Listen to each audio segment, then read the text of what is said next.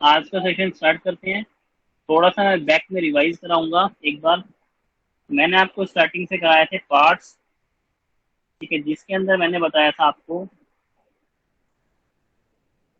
एक छोटा सा डेमो, एक एग्जांपल दिया था हमने एक, कि सबसे पहले हमें एक प्लॉट लेना है भाई, खाली प्लॉट।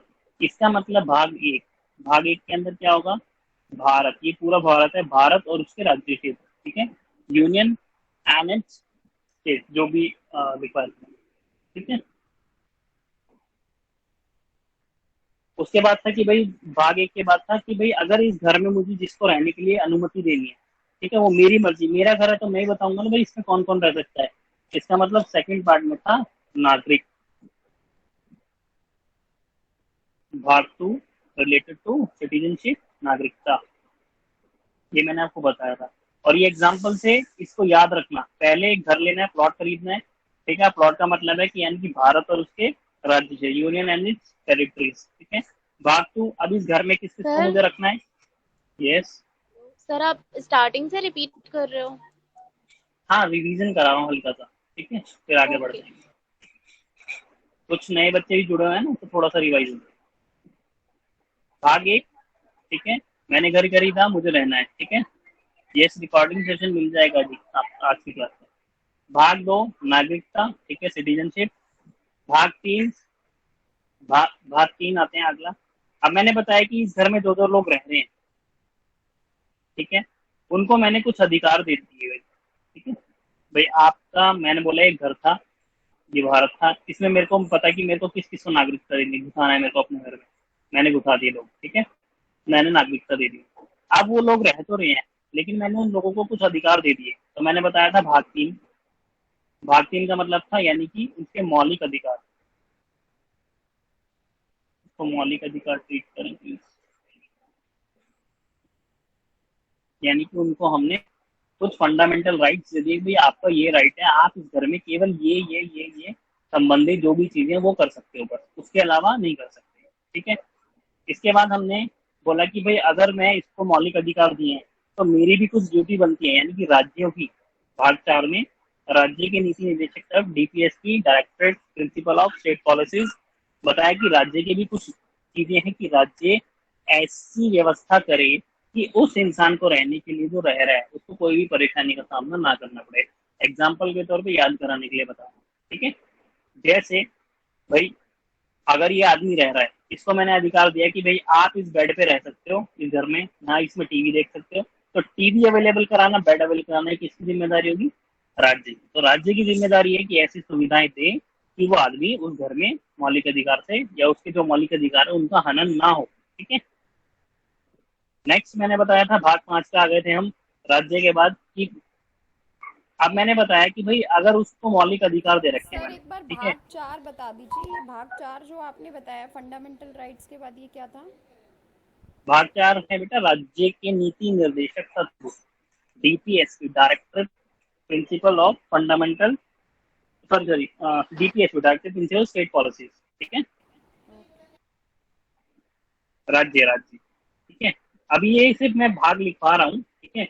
मैंने लास्ट टू सेशंस में पूरे सेशन जो यूट्यूब पे पड़ा हुआ है उसमें बकायदा आर्टिकल्स भी लिखवाए हैं कि कौन किसमें कौन कौन से आर्टिकल्स आते हैं, ठीक है, रेंज भी लिखवाई है। इसके बाद था भाग पांच, तो सॉरी, भाग चार से पहले था, पांच से पहले था चार एक, ठीक है।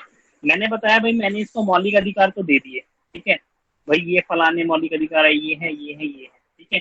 अब मैंने कहा भाई मैंने इसको राइट से दिए हैं, तो इसकी कुछ ड्यूटीज भी होनी चाहिए जो इंसान उस घर में रह रहा है। तो मैंने कहा कि भाई फंडामेंटल ड्यूटीज दे दी, कि फंडामेंटल ड्यूटीज आपकी ये है कि आप क्या करेंगे कि भाई इस घर की तोड़फोड़ नहीं करेंगे, इस घर में दरवाजे खिड़कियां जो भी हैं इसको आप सुरक्षित रखेंगे। तो कुछ फंडामेंटल ड्यूटीज दे दी इस इंसान को रहने के लिए, ठीक है। चलिए, उसके बाद भाग चार ए के बाद भाग चार ए के बाद हम पहुंचते हैं भाग पांच पे, ठीक है। भाग पांच का मतलब ये था कि इस घर में एक सरकार होगी भाई, ठीक है, जो इस घर को चलाएगी, जिसे हम कहेंगे संघ की सरकार, केंद्र सरकार, ठीक है, यानी कि सेंट्रल गवर्नमेंट, ठीक है। इसको बोलते हैं इंग्लिश में, हिंदी में संघ। एक मिनट बेटा होल्ड करना।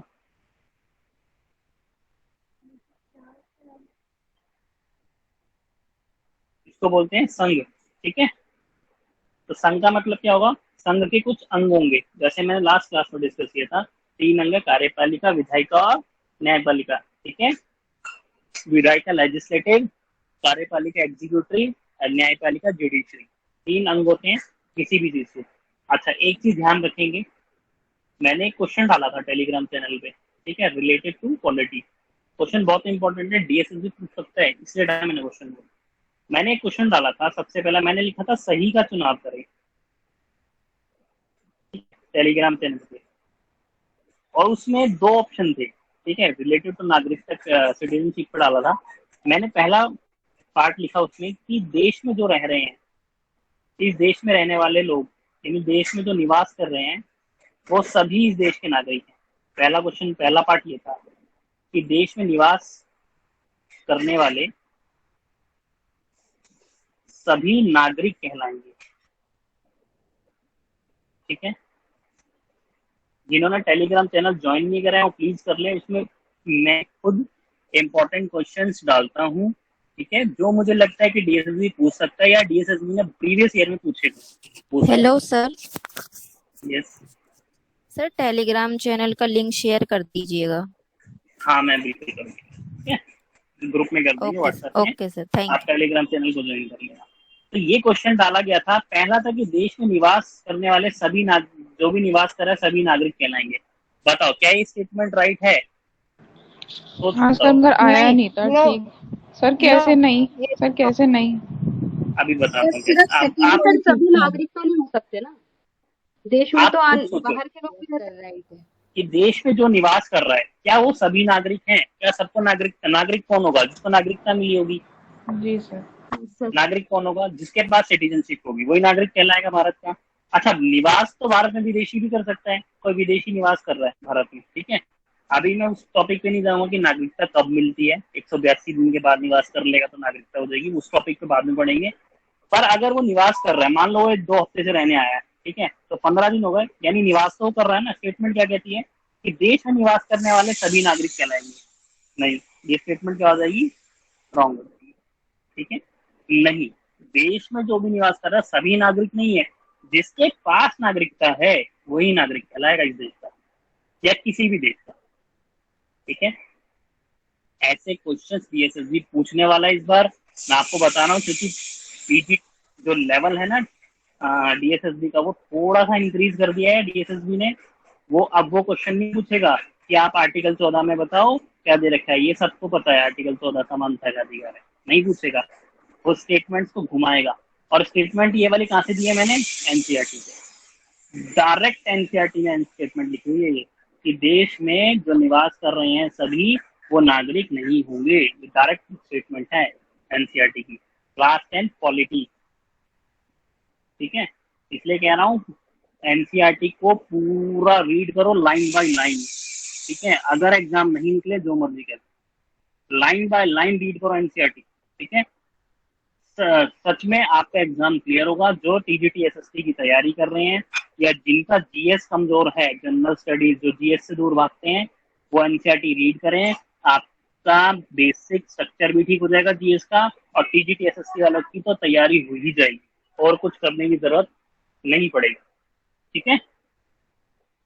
चलो, एक ये स्टेटमेंट थी। एक अगली स्टेटमेंट थी कि भाई चलो उसको बाद में डिस्कस करेंगे क्वेश्चन को, जब हम नागरिकता पे आएंगे, ठीक है। अब मैंने आपको बताया था 5वां भाग, उसके बाद आया था। की आवाज बहुत हल्की आ रही है। 1 मिनट, अब आ रही है ठीक? सर ठीक आ रही है वॉइस आपकी। ठीक है।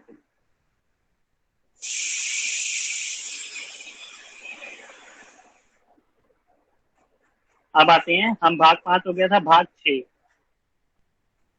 मैंने बताया इस भारत देश में मेरे को किसको रखना है, ये नागरिकता, उसके मौलिक अधिकार देगी, भाग 3।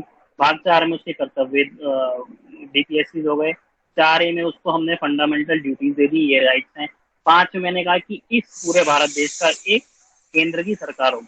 अब मैंने कहा कि ये मेरा घर है, इसमें कमरे दिए भाई, 1 2 3 कमरे हैं और एक ये ड्राइंग रूम, ठीक है। इस भाग 6 का मतलब हो गया ये कमरे, इसका मतलब ये राज्य है इस घर में, ठीक है, अलग अलग। और राज्य में भी क्या होंगे, 3 अंग होंगे, राज्य की कार्यपालिका, ठीक है, राज्य की न्यायपालिका होगी, ठीक है, इसमें भी, और राज्य की विधायिका होगी, यानी कि स्टेट लेजिस्लेटिव, स्टेट जुडिशरी, ठीक है, और स्टेट एग्जीक्यूटिव, ये तीनों चीजें होंगी राज्य की भी। जैसे सेंट्रल गवर्नमेंट की होती है ऐसी राज्य की होती है, ठीक है। एक चीज नोट कर लेना यहाँ पे कॉपी में डैश डाल के, ठीक है।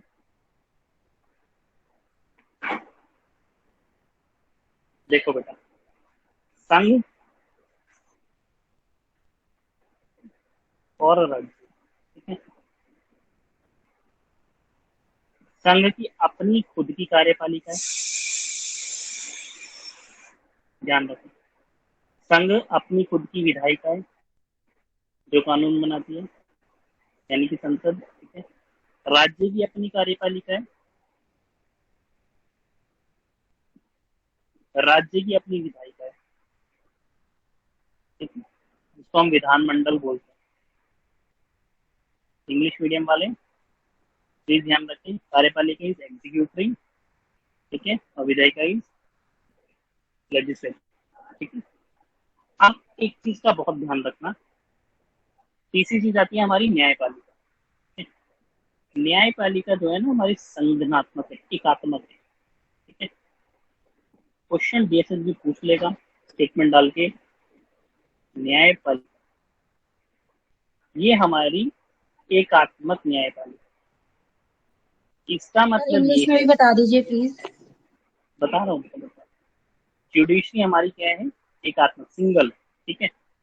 इसका मतलब ये है कि जिला न्यायालय, यानी कि जो जिला न्यायाधीश होगा या जिसको कहते हैं डिस्ट्रिक्ट कोर्ट, इसका डिसीजन कौन चेंज कर सकता है, हाई कोर्ट। हाई कोर्ट का डिसीजन कौन चेंज कर सकता है, सुप्रीम कोर्ट। एक ये सूत्र में, एक लाइन में बंधे हुए हैं, ठीक है। अगर ये कोई डिसीजन गलत देता है, ठीक है, या इसको अपील किया जाता है डिस्ट्रिक्ट कोर्ट का डिसीजन, तो हाई कोर्ट देख सकता है। हाई कोर्ट का कोई डिसीजन अगर गलत होता है या संतुष्टि नहीं होती सामने वाले को, सुप्रीम कोर्ट में अपील कर सकता है, ठीक है। तो ये एकात्मक है हमारी न्यायपालिका, ये एक ही सूत्र में बंधे हुए हैं, ठीक है। लेकिन ये चीज विधायिका, इसका मतलब लेजिस्लेटिव और कार्यपालिका, इस पर लागू नहीं होती, क्योंकि दोनों की अलग अलग। केंद्र की कार्यपालिका अलग है, जिसके अंदर राष्ट्रपति, मंत्रिपरिषद आते हैं, इनका स्टेट के मंत्री से कोई लेना देना नहीं है, ठीक है। स्टेट में जो आती है विधायिका, कानून बनाती है विधानमंडल, उसका संसद से कोई लेना देना नहीं है। ना तो कोई इसके रूल को कोई चैलेंज कर सकता है, ना इसके रूल को कोई ओवर कर सकता है, ठीक है। हाँ, वो काम अलग अलग बैठे हैं सेंटर स्टेट, वो एक अलग चीज है, ठीक है। फर्क समझ में आ रहा है दोनों में कि भाई इसका यस सर। इनसे लेना देना है। लेकिन न्यायपालिका जो है हमारी, ये सूत्र में बंदी है। डिस्ट्रिक्ट कोर्ट डिसीजन ले चेंज हो सकता है हाई कोर्ट में, हाई कोर्ट का डिसीजन चेंज हो सकता है सुप्रीम कोर्ट, ठीक है। क्लियर हुई चीज, ये मैंने इसलिए बताई है क्योंकि हो सकता है बेसिक क्वेश्चन डाल दे, ठीक है। ये बेसिक चीजें जिसको क्वेश्चन आती हैं, और ये चीजें नहीं पता होती है, क्योंकि हमें सबको पता है। हाँ, हाई कोर्ट के नीचे जो डी था, D means district court, district court, okay, ठीक है, जिला न्यायालय। जब हम पढ़ेंगे न्यायालय के बारे में तो इस डिस्ट्रिक्ट कोर्ट में भी छोटी छोटी नीचे कोर्ट होती है। चलो आगे चलते हैं भाई। इसके बाद हम आगे थे, चलो वैसे ही बता देता हूँ। संविधान का जो 7वां भाग था वो 7वें संशोधन से समाप्त कर लिया था। मैंने आपको बताया था कि भाग 7 है उसको 7th कॉन्स्टिट्यूशनल अमेंडमेंट एक्ट से हटा दिया था, और 1956 यानी कि 7 साल बाद ही हटाया था, जब हमारा संविधान 1949 में बना था। और इसके अंदर क्या थे, वो थे राज्य जो आजादी के बाद थे और जिनका कोई मालिक नहीं था। उसको 7वें भाग 7 को क्वेश्चन भी पूछा था टेलीग्राम चैनल पे, और बहुत लोगों ने ठीक किया था आंसर, क्योंकि वो जस्ट क्लास पढ़ाने के बाद पूछा था मैंने। 1956 7th कॉन्स्टिट्यूशनल अमेंडमेंट एक्ट, 7वां संविधान संशोधन के तहत भाग 7 को समाप्त कर दिया गया। क्वेश्चन DSS भी पूछ सकता है। आगे चलते हैं फटाफट से। सर एक क्वेश्चन है, जो आपने राज्य कराए हैं ये किस भाग में है? राज्य बताया तो अभी छठे भाग में, भाग 6 स्टेट। ठीक है, मेरी पॉलिटी की क्लास उठा लेना यूट्यूब पे पॉलिटी की क्लास उठा लेना, उसमें पूरा डिस्कशन है, 1 घंटा 1.5 घंटे की बात है, उसमें खाली भागी। ठीक है, इसके बाद भाग 8 आता है हमारा, मैंने बताया था। अब देखो राज्य केंद्र हो गया, याद करने का तरीका बता रहा, राज्य हो गए, इसके बाद बचे क्या हमारे यूनियन टेरिटरीज बची, तो भाग 8 में यूनियन टेरिटरीज यानी कि यूटी जितनी भी वो सब हमारी भाग 8 में चली। ठीक है, भारत की राजधानी कौन है, क्या है, एनसीटी, राष्ट्रीय राजधानी क्षेत्र दिल्ली, और दिल्ली का आर्टिकल कौन सा है, ध्यान रखना, दिल्ली का दे रहे हो एग्जाम तो 239 अनुच्छेद में दिल्ली का जिक्र। ठीक है, चलो भाई आगे। इसके बाद आता है भाई, अब राज्य हो गया, केंद्र हो गया, राज्य हो गया, यूटीज हो गए, बचे क्या हमारे गांव। ठीक है, इसका मतलब ये कि क्या रहेगा उसके अंदर, भाग 9 में पंचायती राज। याद करने का तरीका बता रहा हूँ, रटने का तरीका नहीं है, जिस तरीके से बता रहा हूँ उस तरीके से पढ़ना याद हो जाएगी पूरी पॉलिटी। ठीक है, इसके बाद भाग 9A, ये और फटाफट करा रहा हूँ क्योंकि लास्ट क्लास में पूरा डिस्कशन कर चुका हूँ। अब पंचायत हो गए, गांव वाला हिस्सा, गांव का तो हो गया, शहरों का कौन देखेगा भाई, तो भाग 9A में शहर डाल दिया, यानी कि म्यूनिसिपैलिटीज, जैसे कि MCD municipal corporation of Delhi. ठीक है, BMC बॉम्बे कॉर्पोरेशन डेवलपमेंट, कुछ होगी मेरे को ध्यान नहीं आ रही, BMC। ठीक है, ध्यान रहे भाग 9। ठीक है, 73rd CAA constitutional amendment act 1992 में बाद में जोड़ा गया है, ये मूल संविधान का हिस्सा नहीं था।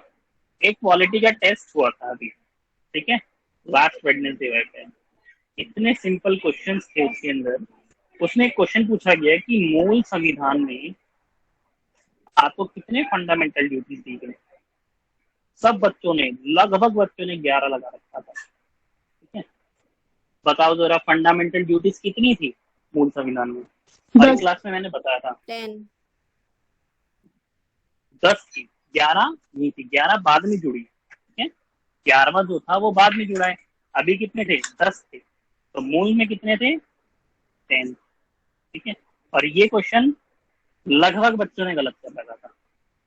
ऐसे ही मैंने एक क्वेश्चन डाला था उसमें कि बताओ मूल संविधान में कितने फंडामेंटल राइट्स थे, मौलिक अधिकार थे, ये क्वेश्चन भी बहुतों ने गलत, कितने थे भाई फंडामेंटल राइट्स, 7 थे। 7 दोनों ऑप्शन दिए थे, 7 भी दिया था, 6 भी दिया था, और आप खुद मानेंगे कि कितने बच्चों ने 6 लगा रखा, 6। ठीक है, क्वेश्चन को रीड करो ढंग से, पूछ क्या रहा है। ठीक है, एक एक चीज की इंपॉर्टेंस है, एक एक शब्द की, शब्द बदल गया आंसर ही बदल जाएगा पूरे क्वेश्चन का। ठीक है, देख लो सर ये 11th जो फंडामेंटल राइट ड्यूटी हमारी वो कब जुड़ा था, वो 2002 में जुड़ा है, 86 कॉन्स्टिट्यूशनल अमेंडमेंट एक्ट में, पर मैं आपको डिटेल में बताऊंगा जब उसको पढ़ेंगे फंडामेंटल ड्यूटी। ठीक है, वो जो उसमें क्या डाला गया कि भाई माता पिता का भी तो कुछ ड्यूटी होनी चाहिए ना, कि अपने 6 से 14 साल के बच्चे को विद्यालय भेजे, ऐसा कुछ करके। आरटी से रिलेटेड है, आरटी 2009, इसलिए वो बाद में डाली गई। सर ठीक है, सर आपने ना पहले ही बताया था 8 करके, क्या बताया था जब टोटल आपने कहा था कि बाद में फिर 10 हो गए थे, वो 8 करके मैंने ये बताया था कि जो सरदार सवर्ण सिंह की समिति थी उसने रिकमेंड करे थे कि 8 डालो। ठीक है, लेकिन गवर्नमेंट ने 10 मूल अधिकार, 10 फंडामेंटल राइट्स जो हैं डाले थे ओरिजिनल कॉन्स्टिट्यूशन में। ठीक है, बाद में 1 जुड़ा तो टोटल कितने हो गए थे, 11। इसका मतलब मूल में कितने हुए, 10। ठीक है, रिकमेंडेशंस नहीं काउंट होती, जो डला है उसको काउंट किया जाता है। ठीक है, ओके। चलो आगे था म्यूनिसिपैलिटीज हो गई। ठीक है, इसके बाद था भाई सहकारी समितियां, बहुत इंपॉर्टेंट क्वेश्चन है सहकारी समिति का, बार बार करा रहा हूँ, ध्यान रखना। 9B में ये भी बाद में डली, सहकारी समितियां, ठीक है। ये डली हमारी 97 कॉन्स्टिट्यूशनल अमेंडमेंट एक्ट 2011-12 में इसको डाला गया, ठीक है। बहुत इंपॉर्टेंट क्वेश्चन है, डीएसएसबी ने लास्ट ईयर पूछा हुआ है क्वेश्चन, ठीक है। सर इंग्लिश में भी बोल दीजिए सारे। कोऑपरेटिव सोसाइटीज, ठीक है। पंचायती राज को पंचायती राज ही बोलेंगे, म्यूनिसिपैलिटीज मैंने पहले ही लिख दिया, ठीक है। और सहकारी समिति में कोऑपरेटिव सोसाइटीज।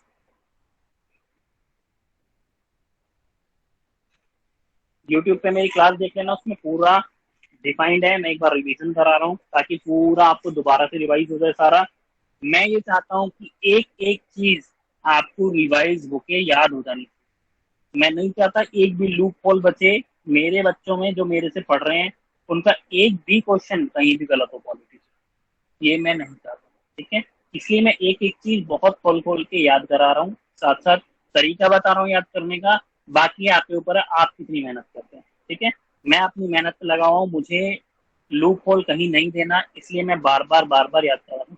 और मुझे ऐसा लगता है कि अब आपको जो है स्टार्टिंग के जो भाग, जो मेरे को नहीं लगता शायद कभी याद हुए होंगे, अब याद होना शुरू हुए होंगे कि किस पार्ट में कौन सी चीज दे रखी, ठीक है।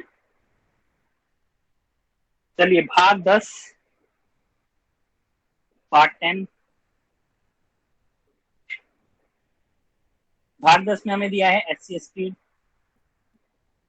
क्षेत्र, ठीक है। ST/SC क्षेत्र, ठीक है। 11 भाग 11 तक हमने लास्ट क्लास में करा था, मैं दोबारा से लिख देता हूँ। भाग 11 का मतलब था केंद्र राज्य संबंध, यानी कि सेंटर स्टेट रिलेशंस। और मैंने एक चीज बताई थी इसके अंदर,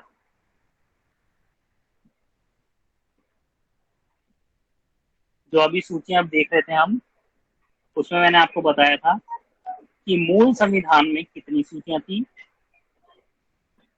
ठीक है, कौन सी लिस्ट में, ठीक है। जैसे संघ सूची, राज्य सूची,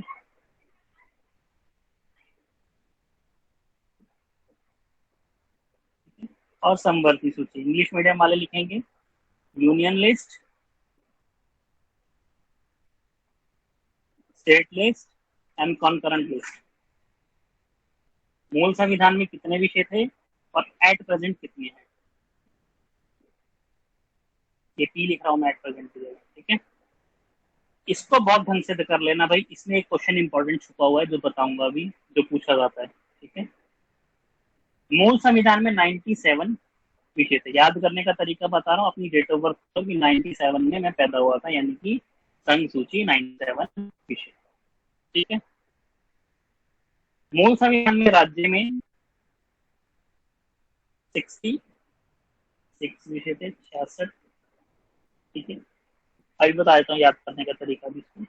और संवर्ग की सूची में थे 40,